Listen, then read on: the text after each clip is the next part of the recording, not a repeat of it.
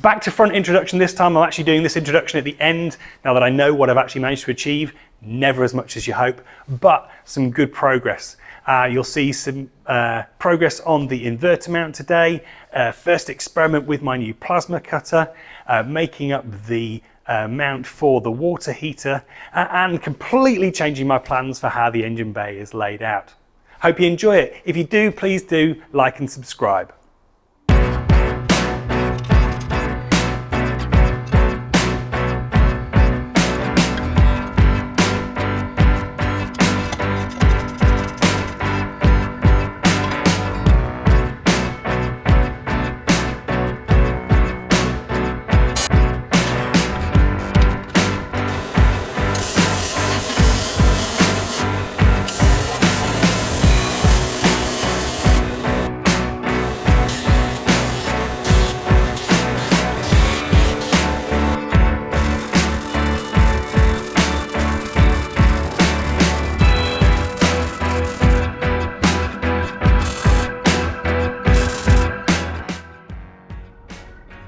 While the weld's cool on that motor mount, it's not perfect yet, but it's structural now, I can tidy it up later. We can start to think about mounting the inverter. I knew if I didn't use my microphone, those things would bloody start. Hang on. It appears my microphone is somewhere on my desk at home, so we'll just have to put up with the noise. Anyway, that is roughly where I want to put the inverter. I've just got it balanced up on a block of alley and a block of wood at the back for now, and I'm hoping that the bonnet stays up while I'm under there. It does drop occasionally. I need some new struts. So I've not left a massive amount of clearance below the inverter, but you don't need to access anything there. I'd like, it's probably sit a bit further forward actually, I'd like the front of the inverter and the front of the motor to sort of line up, but so that you can still access the low voltage connections there easily. The nice thing about having it like this is we can access the high voltage connections for the phase connections for the motor very easily, because you can come in through the top. So our phase connections from the motor will just come up here, 3 straight into here. So it'll be a nice straight short run for those. Our low voltage connections for the inverter, for the open inverter board, for Damien's open inverter board, will come out of a connection here, and we'll just have a very short run into this box where I've got all my electronics mounted. Well, say electronics, all my relays and fuses and stuff, so a very short run to there. May mount some more of the intelligence in there as well. So I can get rid of a lot of this, what's the word? Trunking type stuff. And the piece of trunking that normally goes across the back, that can all go. Be a much tidier engine bay. And then we'll run the rest of our wiring to the high voltage junction box, which will be on top of the battery box down here, the charger here, probably our power steering pump sort of here, so that the cap is nice and accessible for topping up. And then we'll tuck our brake booster pump down there, or have the brake booster pump up top and have the heater down low with a pump which circulates water up to here. This solenoid valve will likely go. Could leave it in place, but yeah, it will likely go, and we'll just tail straight into the 2 connections to the heater there. I think there's probably not much point having the cooling loop for the inverter, motor and charger on the same loop as the heating, purely because we haven't got that big a radiator, and I don't want to be heating water then cooling it, then heating it then cooling it. I'd rather just have a heated water loop that circulates through the heater core. I might go for a PTC heater in the GT in the future, but for now I've got a water heater. I'll use a water heater. So pretty happy with that. I need to make some tweaks and centralize it a bit. And then it's about where the mounting points are. And there's 3 main mounting points on the Gen 3 inverter. 2 here, which take I think it's Well, let's test that. Grab a bolt. I can never remember if it's an 8 or a 10. Looks like.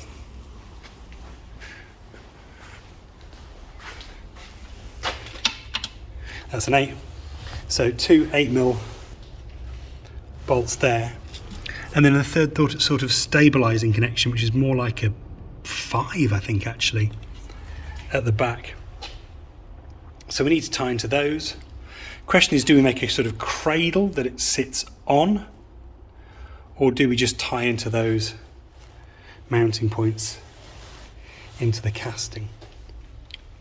And I think probably that we could go for a very simple sort of L-shaped bracket, which comes up off here and onto there.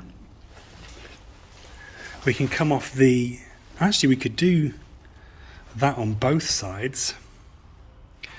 So just an L bracket which comes off, or actually for this corner we could come off our new motor mount down here, which is why I left a bit of extra material on.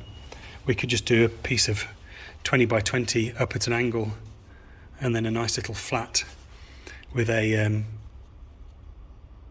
welded nut underneath, a captive nut underneath. That could go on there. I could do some folded sheet, I suppose. There's lots of different ways to do this. But yeah, time to start having a play. Every time I start filming, the condensers come on.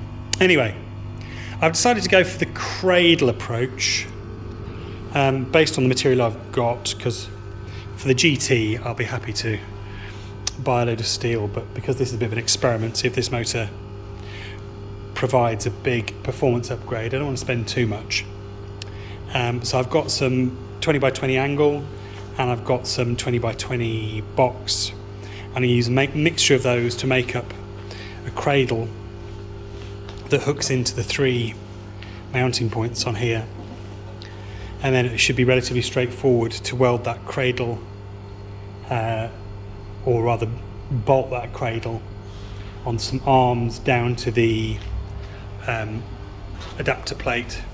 So one arm will come down each side, gives me 2 location points, and then a third off the front here. And that should give me a nice stable cradle. It will also give me, if I want some additional mounting points for the ancillaries down this side, it'll give me some space to weld to there. But it also should also be relatively light and fairly unobtrusive. I want it to be as invisible as possible, really. So we'll see how we get on with that. Quick bit on the feedback on the motor mount while I think about it. A bunch of you said you would have stuck with the original motor mounts. Yeah, totally fair enough. Understand that. Some of you said needed a support piece to go from here down to here. We'll probably add something like that. It's probably from about here down to just sort of triangulate that and give it a bit more strength. I may also add a gusset here to give it a bit more strength in the other dimension. But I'm not going to add anything straight away in terms of giving it more rotational sort of resistance, torque resistance. Partly because I don't know that it needs it, and that's yet to be proven. Partly because I want to get other things in first and see what space I've got once the battery box is in and things. It would be very easy to add an arm from there to there, or from there to there, or both, if needs be, just to increase reinforcement. But for now I want to get the rest of the ancillaries in and then work out what sort of space I've got. So there we have a little cradle with 2 of the mounting points on. Still need to grind the coating off these nuts and weld those on so that we can just drop a bolt in once it's fully on. That'll make life easier. And also I still need to put the last hole down through here and drop a riv nut in or something into this piece of box, and then flip it all over and start to work out where it joins up in there. With a coat of black paint, I think that'll look really smart. Now just looking down there, you can see that at 20 by 20 bar, no, it's not quite going to fill that gap, is it? So I'll have to come off at a bit of an angle to link it up to here. And we probably want it to come in underneath as well. So I have to put a bit of a bend in here and then come down and bolt on there, ideally, or bolt on here. I think probably down here. Have this all as one piece that just sort of bolts in. So we'll have the maybe a couple of riv nuts in the 20 by 20 and a couple of bolts coming through there. Maybe come vertically up and trim this piece around it, which would look cool. And then at the back, you can see that the back bar is sort of in between. I don't know if you can see that because it won't focus. Sort of in between the front and back adapter plates, closer to the back one. Don't want to shuffle this too much more forward. It would be nice if it was just a straight line.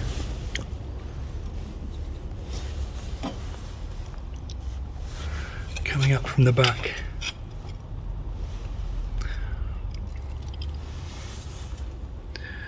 See, still a bit of working out to do there, but that may have to wait a couple of days.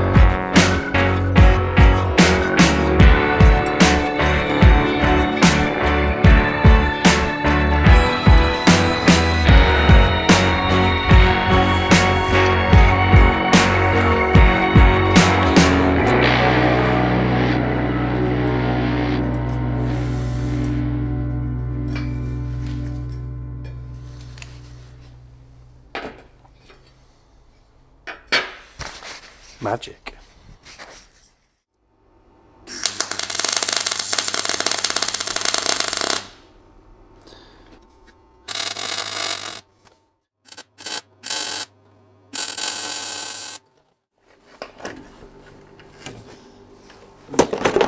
Oh, bollocks. That's the uprights for the inverter mount tacked in. They're not connected down here yet because because my Makita adaptation to my old drill fell off. So that's currently gluing back on at the moment. What I'd like to do is actually just drill straight through. I could maybe do 8 mils, maybe do a couple of pair of 6s. Probably 8 mil feels like overkill. 6 mils feels like not enough. But given that the main mounts on here are 8 mil, I'll probably go 8 mil. So a pair of, I'll do a pair of riv nuts, 8 mil riv nuts into each tube through the plate and then attach there. But yeah, I'll have to wait till my drill works again to do that. What I'd like to do next is actually start mounting or working out mounts for ancillaries down here. The challenge being I left the power steering pump at home, which wasn't very smart. I had it out to do some experimentation, the fruits of which I hope to show you in a future video. I think there is no promises on this, but I think I've got the Ford Focus TDCi power steering pump figured out and can make it work in an EV context. But we shall see. If I have, then I'll use that this time round. If I haven't, I might leave that last bit and work out how to mount it when I make the swap over, make the existing one I've got at the Zafira work. But we can still start to think about how it's going to all fit and maybe start to fabricate, put up some brackets to hang it off. So we've got two parts to mount down here. We've got our vacuum pump, although actually I was going to say our vacuum pump could go over here closer to the reservoir, and there is space actually. We could hang it up here. That's not going to be in the way of anything. That would be quite neat actually. And then we've just got a very short vacuum line that just comes into our... Oh, we've also got to think about our reservoir as well. But yeah, there's plenty of space there now. So reservoir and vacuum pump could go up here actually. And then our power steering pump could go down here. With our heater in here maybe. We could mount our heater. Start thinking about that now, because we've got that here. The downside of that is what I want to do is put all the noisy bits together and put them in a box. And I was thinking actually I could just put a nice box in here for all the noisy bits, which wouldn't be a bad idea, but that doesn't leave an awful lot of room for the heater. Albeit the heater could actually go up here, up above the ABS pump. That wouldn't be a terrible idea either. Let's get some bits out and have a play. This is our Mitsubishi Outlander water heater. It's got some nice, I think, M8 mounting holes on the side. I've actually just taken these chunky mounting brackets off because obviously a slightly weird angle and they're not at the same angle. It'd be alright if they were sort of even, but they're both just off square, which is a bit odd. Works in an Outlander, doesn't work in my car. So taking those off and now think about how to mount it. Very simple from a plumbing point of view. You've got an inlet and an outlet and a PTC, well, basically just a big heating element basically in there, and you pump water across it. So I believe in the Outlander, thank you Jamie, it goes flat, which that'd be the ideal mounting. Variety of options in the car, if I can pick this up with one hand while filming. If we were going to ignore the flat option, you could actually bolt it to the adapter plate like that, just relieve it a bit to get the plumbing through, and tuck a little water pump, little Bosch water pump, down where the clutch is now, if you can see that down there, where the clutch cylinder is down there. That might just about leave enough space for our power steering pump, but not a lot. We could try and fit it up here. God, this is heavy one hand. Put it on a diagonal, something like that, which might look quite cool, but not a lot of space for plumbing. We'd get pretty tight around the washer bottle and the inverter. Or what I'm thinking is actually, let's stick the battery box and the charger in and see if it might sit just neatly behind the charger. We'd obviously then have to route our plumbing a little bit around stuff over here, but it'd mean our wiring would be nice and tidy. We'd have loads of room for the water pump, and it leaves lots of space down here for our noisy bits, which we could package together and try and keep quiet. Ignore the power tools used to balance the weight out. You see we're fine on height, plenty of drop between the valance and the first component, which is good because the battery box may need to come up slightly. But I suspect if we orient the charger this way, so it's longer in this dimension than it is in this dimension, if we rotate it onto here to make space for the heater, A, I think that's probably going to look a bit messy with the pipes going off there, and B, I don't think it actually leaves room for our high voltage junction box. Certainly would make the wiring of that box a bit cramped. So, on top of the battery box, not an option, I don't think.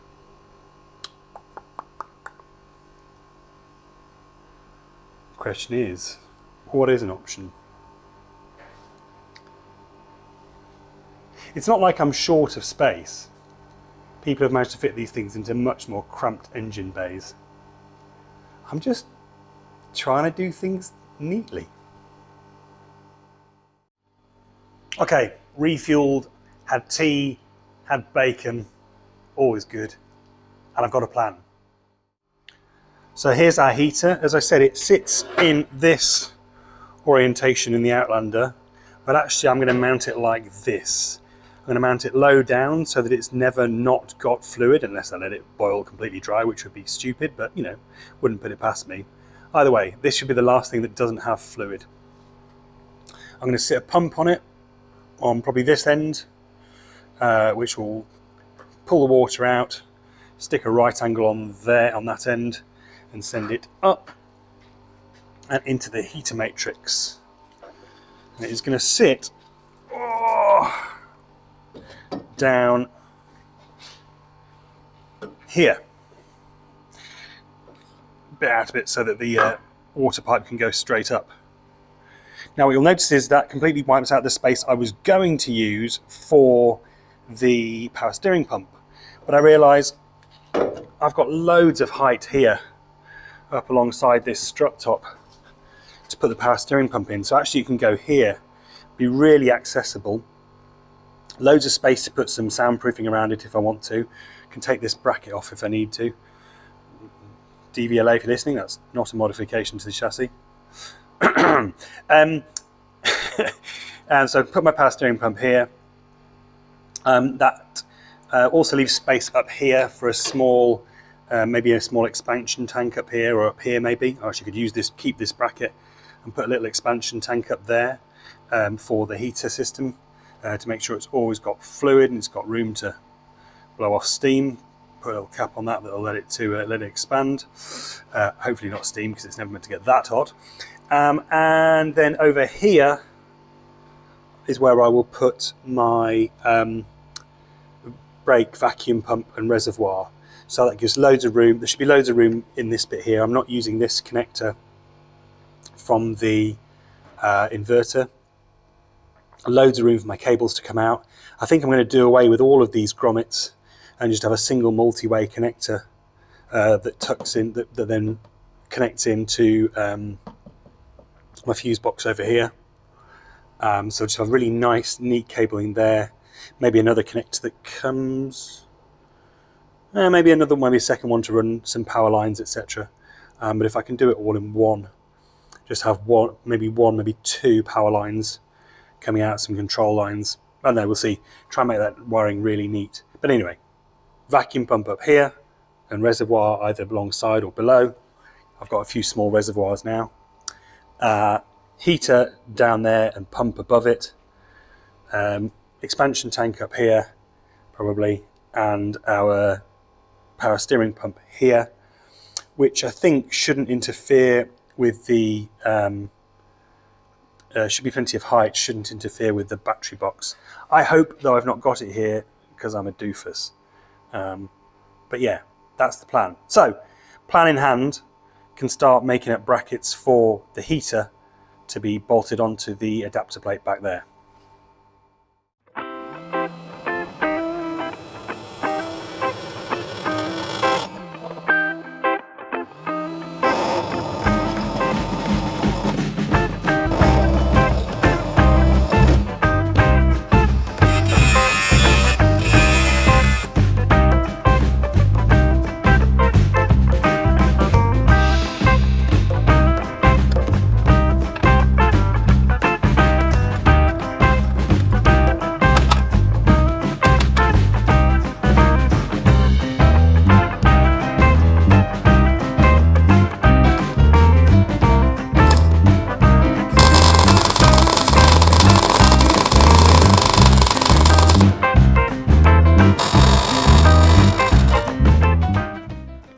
moved into this unit, it clearly used to be something to do with retail, and there were some old bits of racking around, including this. So I've just cleaned this up and welded the two brackets that are made up to it. Slightly wishing I'd left one of these longer so I could tie it on the other side and have a third mounting point.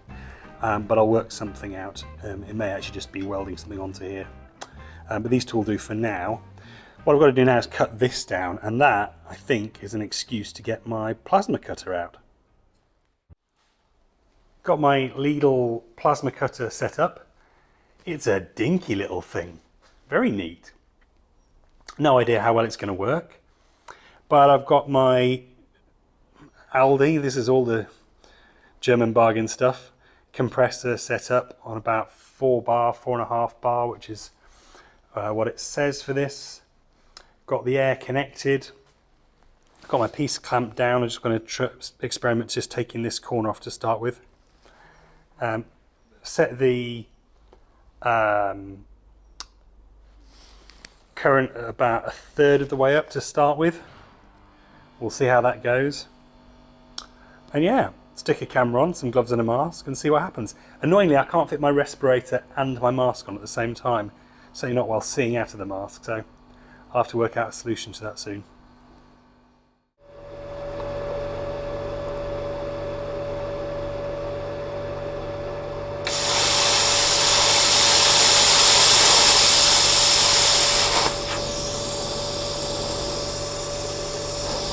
A bit slower.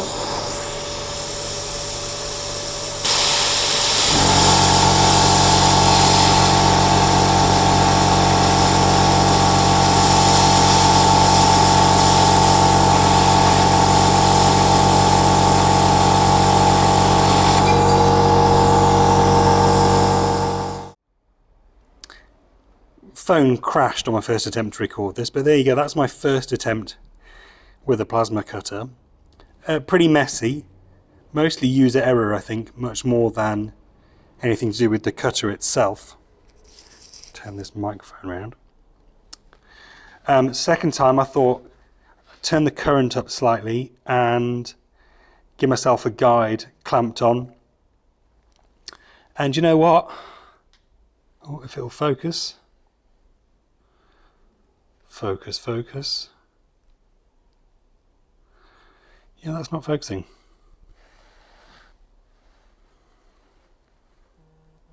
There we go. There we go, not bad. So it obviously needs some cleanup. I wonder if a little bit more pressure wouldn't do it some good. But yeah, very pleased with that.